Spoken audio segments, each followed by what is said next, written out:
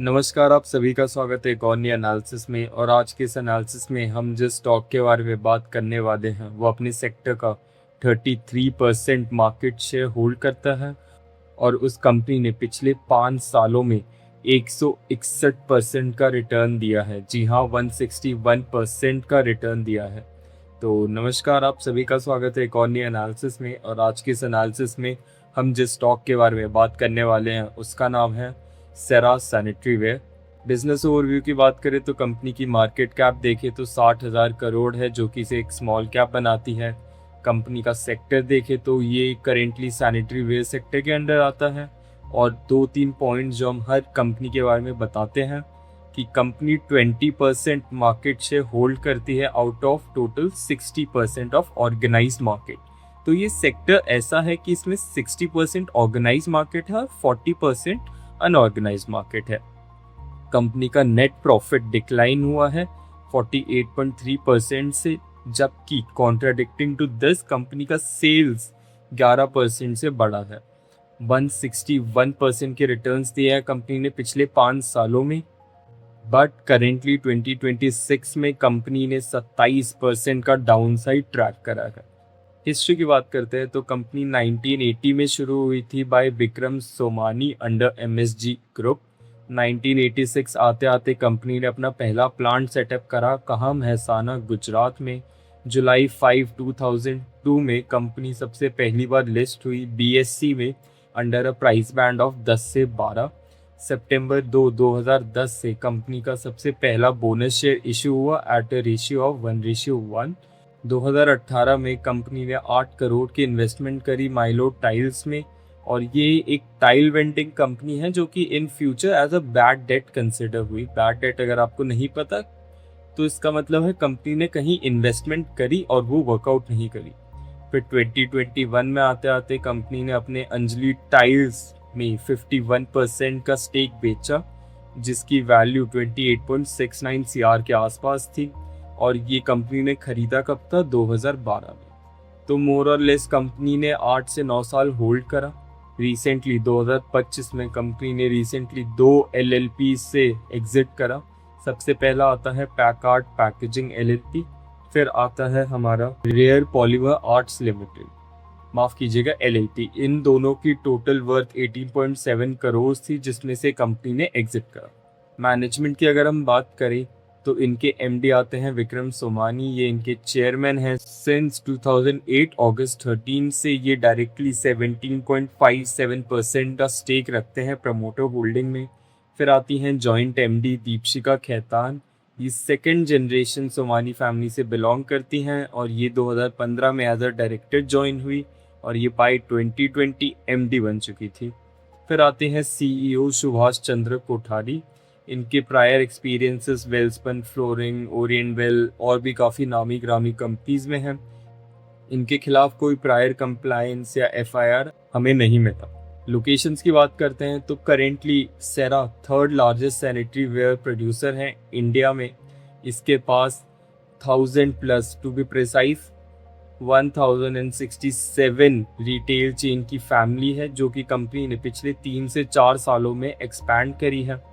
Company का manufacturing base 100% Gujarat में based है। और वहीं कंपनी के 2 मैन्युफैक्चरिंग प्लांट है। पहला आता है सैनिटरी प्लांट जो कि खादी महसाना गुजरात में है, दूसरा आता है faucet ware plant Kadi Mehsana Gujarat में ही है। तो ओवरऑल साइड बाय साइड इनके 2 मैन्युफैक्चरिंग प्लांट्स हैं।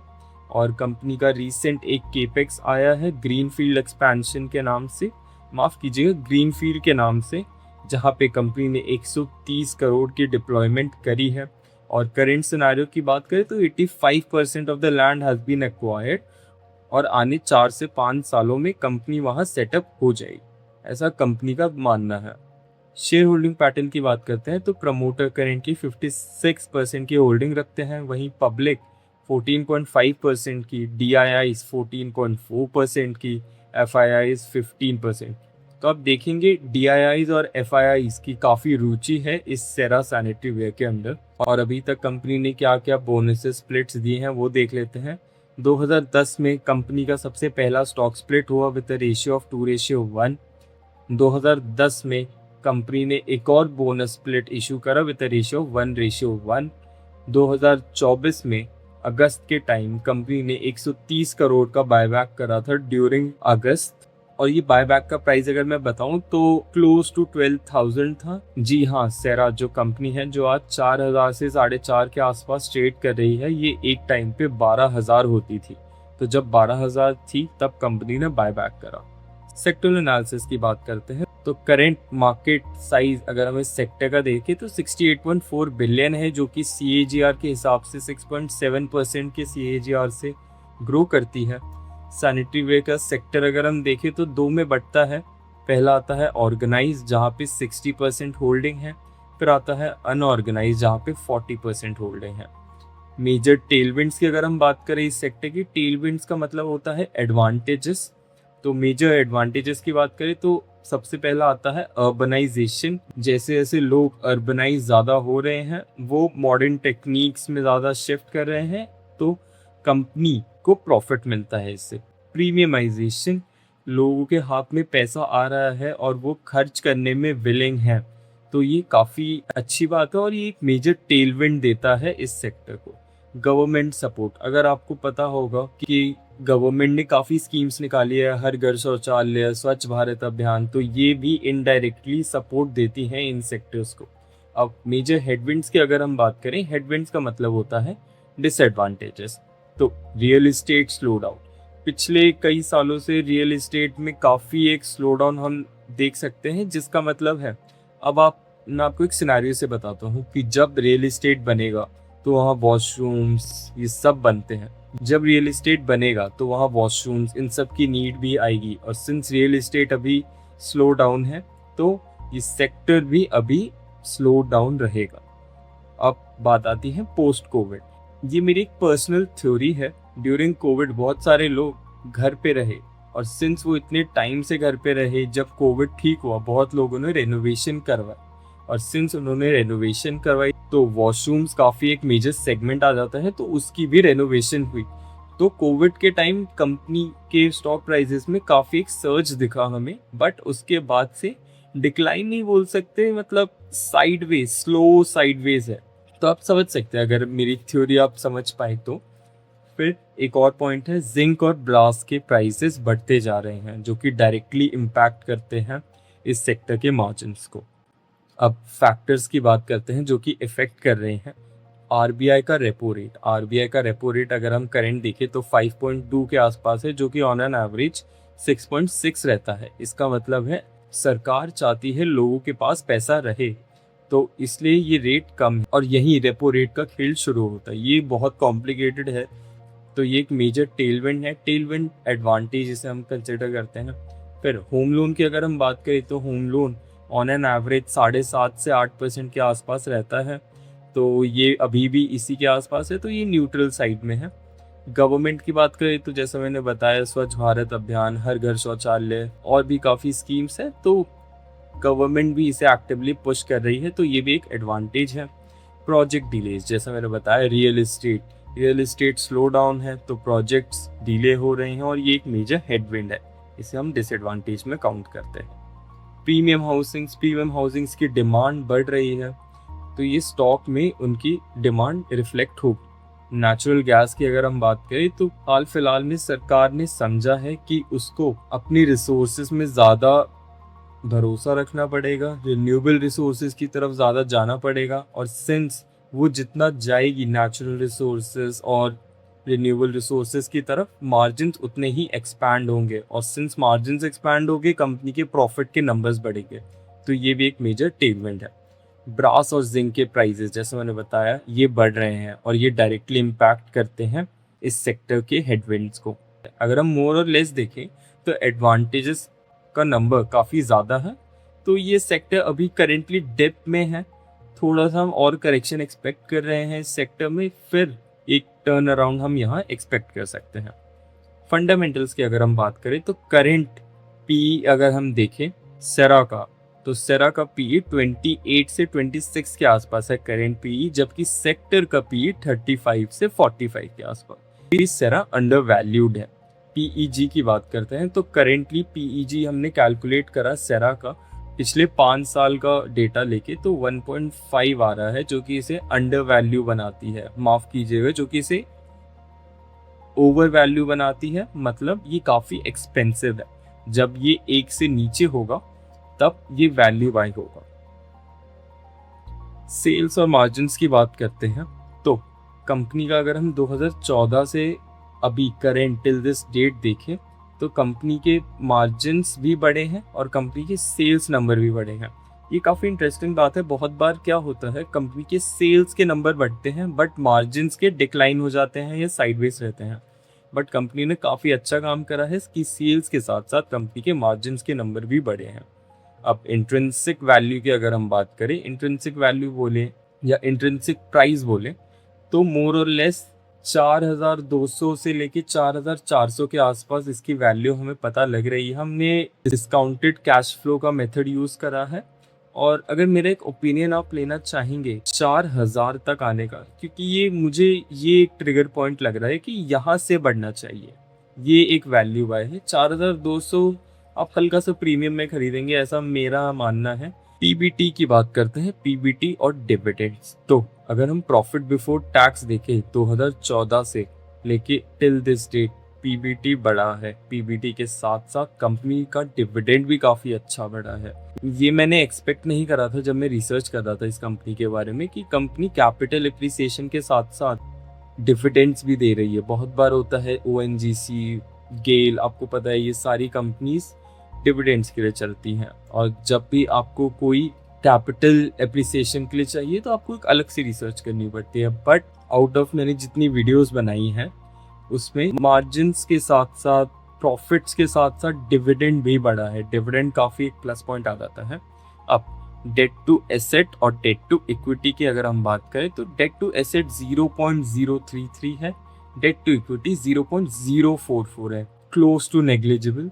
डेट देखे तो 60 करोड़ का डेट है, एसेट देखे तो 1830 गुना ज़्यादा एसेट होल्ड करता है और इक्विटी भी देखे तो 1320 गुना ज़्यादा। मतलब हम ये कंक्लूड कर सकते हैं कि आने वाले टाइम में हमें डेट से रिलेटेड कोई इशू नहीं होने वाला, इग्नोरिंग द फैक्ट कि आने वाले टाइम में अगर उन्होंने अलग से कोई डेट रेस करे तो वो कंसर्निंग पार्ट हो सकता है। कैश फ्लो की अगर हम बात करते हैं तो सबसे पहले हम बात करते हैं ऑपरेटिंग कैश फ्लो की। ऑपरेटिंग कैश फ्लो में देखें तो कंपनी पॉजिटिव ग्रो कर रही है। देखिए प्रॉफिट्स कंपनी कमा लेती है। आपने हर बार आईपीओ के टाइम में भी देखा होगा, पिछले 2 से 3 साल और आप कोई भी डेटा उठाते तो प्रॉफिट कमाती है कंपनी। तो प्रॉफिट कमाना काफ़ी आसान है, एटलीस्ट प्रॉफिट कमा रही है दिखाना ज़्यादा आसान है rather than एक्चुअल प्रॉफिट बनाना। तो कंपनी एक्चुअल प्रॉफिट बना रही है from its core operations. Investing activity की अगर हम बात करें, कंपनी केपेक्स कर रही है, जैसे मैंने बताया ग्रीन फील्ड का केपेक्स करा है और भी काफ़ी केपेक्स कर रही है कंपनी। फाइनेंसिंग एक्टिविटी की बात करें, आपने डेट्स देख लिए कितने कम है, 60 करोड़, और डेट के साथ साथ कंपनी डिविडेंड्स भी अच्छा खासा दे रही है। तो फाइनेंसिंग एक्टिविटी भी काफ़ी हेल्दी है। पीयर कंपैरिजन के पार्ट में आते हैं। पीयर कंपैरिजन में हमने टॉप 3 कंपनीज ली हैं। सबसे पहले आता है कजारिया, फिर सेरा, फिर आता है सोमानी। अगर हम मोटा मोटा देखें तो ये सेक्टर में मोर और लेस ये तो डोमिनेंट है। कजारिया की अगर हम बात करें तो लेटेस्ट CMP 951 के आसपास है और वहीं सेरा की 4500 के आसपास। अब हमने 2 टेबल्स बनाए हैं, साइड बाय साइड कंपेयर करने वाले हैं। सेरा का अगर हम एनुअल रेवेन्यू देखें पिछले साल का तो 1800 से 2000 करोड़ के आसपास था। वहीं कजारिया का 4500 से लेके 4500 करोड़ तक का एनुअल रेवेन्यू था। अब आपको पता लगेगा इतना बड़ा गैप क्यों आया और मार्जिन्स क्या चीज़ होती है। सेरा की बात करें तो सेरा 2 सेगमेंट्स में ऑपरेट करती है, एक है प्रीमियम और एक है मॉडरेट, और वहीं कजारिया सिर्फ प्रीमियम में मार्केट करती है। और सिंस प्रीमियम में मार्केट करती है उनको एक मार्जिन्स का एज मिल जाता है, जितना ज़्यादा प्रीमियम उतना ज़्यादा मार्जिन। और वहीं सेरा मॉडरेट में भी होल्ड करती है तो मार्जिन्स के नंबर काफ़ी छोटे हो जाते हैं। अगर हम सेक्टर वाइज लीडर की देखें तो कजारिया डोमिनेंट प्लेयर है और सेकंड बेस्ट सेरा आती है। ग्रोथ रेट की बात करें तो 11 से 13% का ग्रोथ रेट है सेरा का और वहीं 7 से 9% का ग्रोथ रेट है कजारिया का। अब यहाँ मैं बताता हूँ कि क्या फायदा हुआ सेरा को 2 सेगमेंट्स में ट्रेड करने का, जो कि कजारिया अभी तक नहीं ले पा रही। जितने ज्यादा सेगमेंट्स में तुम ग्रो करोगे उतनी तुम्हारी ग्रोथ रेट बढ़ेगी। अब ये एक ओपिनियन पार्ट है कि सेरा, अगर आपको स्टेबिलिटी चाहिए तो आप सेरा देखिए, बट अगर आपको है कि आप थोड़ी वोलेटिलिटी झेल सकते हैं, आपको थोड़ा रिस्क टेकिंग फैक्टर है, तो आप कजारिया देखिए, क्योंकि ये मार्केट के स्विंग्स में खेलता है। सेरा अपना शांति से काम करता है और धीरे धीरे स्लो एंड स्टेडी आगे बढ़ता है। कंक्लूजन के पार्ट में आते हैं। कंक्लूजन में अगर हमने 2026 का रेवेन्यू देखा तो क्लोज टू 500 करोड़ है, और वहीं 2025 का रेवेन्यू देखा तो क्लोज टू 4.5 करोड़ है। तो रेवेन्यू वाइज ये ऊपर गई है। एबिडा देखें तो एबिडा 2026 में 10% का था और वहीं 2025 में 13% का था। इसका रीज़न जैसा मैंने आपको बताया कि कंपनी के प्रॉफिट्स डिक्लाइन हुए हैं बट सेल्स बढ़ रहे हैं, तो यही रीज़न इस बॉक्स में बताया है। कंपनी का रिवाइवल हो रहा है, कंपनी का नहीं, इस सेक्टर का, ये मार्केट कंडीशंस बोल सकते हैं, ऐसा कंपनी के एनालिस्ट का कहना है। कंपनी के एबिटा मार्जिन्स बढ़ने वाले हैं 13 से 14%, जो कि रिसेंटली 10% के आसपास है। कंपनी की ग्रोथ रेट 6 से 8% होने वाली है, जो कि एग्रेसिव, स्लो टू एग्रेसिव में है ज़्यादा। मार्जिन्स की बात करें, कंपनी मार्जिन्स भी अपने बढ़ा रही है। ब्रास प्राइजेस, जैसे मैंने बताया, ब्रास कॉपर के प्राइसेस बढ़ रहे हैं, तो ये सेगमेंट का भी मेजर हेडविंड वो फील करेंगे आने वाले टाइम में। वर्किंग कैपिटल कंपनी का काफ़ी इंप्रूव हुआ है, फ्रॉम 81 टू 79 डेज, ये भी काफ़ी प्लस पॉइंट। और गैस प्राइसेस में हम काफ़ी डिमांड देख सकते हैं, गैस प्राइसेस इंक्रीज हुए हैं। कंपनी के ये मैन्युफैक्चरिंग में हिट करेगी, तो यहाँ भी मार्जिन्स अफेक्ट हो सकते हैं। तो इसी के साथ हमारी वीडियो यहीं ख़त्म होती है। अगर आपको कोई भी डाउट हो तो आप प्लीज़ कमेंट में बताइए। और वीडियो ख़त्म करने से पहले एक और बार मैं आपको बताना चाहूँगा, मार्केट में कोई भी निवेश करने से पहले अपने वित्तीय सलाहकार की राय ज़रूर लीजिए। And thank you.